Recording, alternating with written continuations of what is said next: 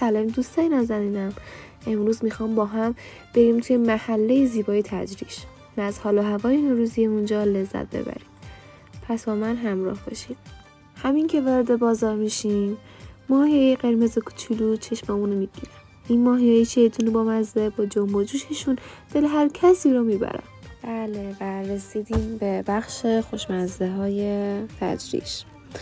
اینجا شیرینی‌های سنتی خوشمزه رو میبینید که من واقعا عاشقشونم. آخه شما این جوجه رنگی با مزه رو ببینید که بچه‌ها حسابی دورشون جمع شده بودن. از ماهی قرمزای شیطون گرفته تا میوه‌های رنگارنگ، اینجا همه چی بوی عید میده.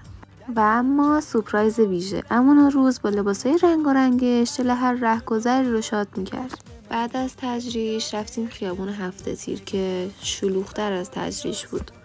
امروز حسابی خوش گذشت. امیدوارم شما هم از این گشت و گذار لذت برده باشید. تا ماجراجویی بعدی مراقب خودتون باشید و عیدتون هم مبارک.